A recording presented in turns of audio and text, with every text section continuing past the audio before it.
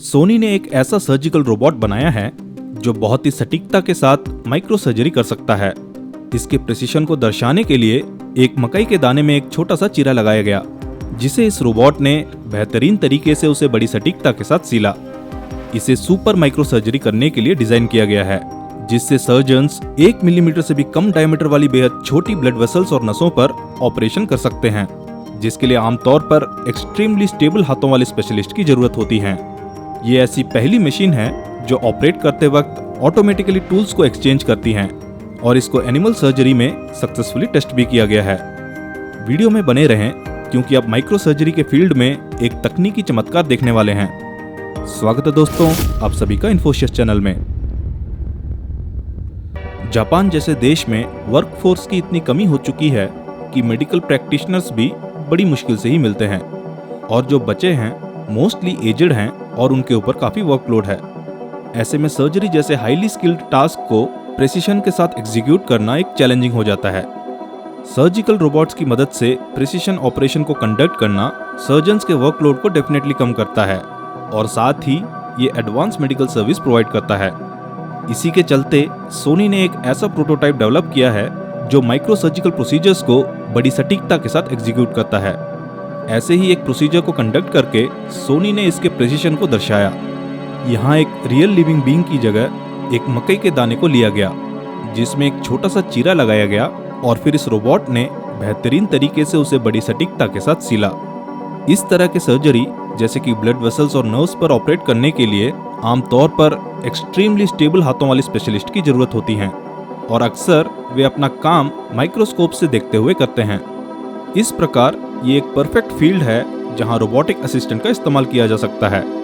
और देखा जाए कई कंपनीज जैसे intuitive surgical, striker, CMR surgicals और भी कई कंपनीज सर्जिकल रोबोट्स को ऑलरेडी क्लिनिकल यूज में करती आ रही हैं। और अगर हम बात करें सोनी के इस सर्जिकल रोबोट की, तो ये fully autonomous AI powered robot नहीं है, बल्कि ये एक टेली ऑपरेशन टूल है जहां सर्जन्स रिमोटली इस रोबोट को कंट्रोल करते हैं।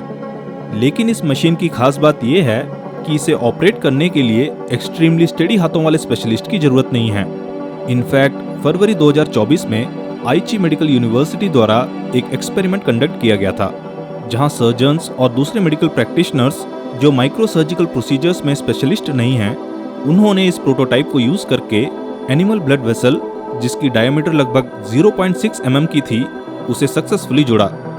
और कंपनी का ये दावा है कि ये दुनिया का पहला केस है जहां माइक्रोवेस्कुलर एनास्टोमोसिस को एक ऑटोमेटिक इंस्ट्रूमेंट एक्सचेंज फंक्शन वाले सर्जिकल असिस्टेंट रोबोट द्वारा किया गया है।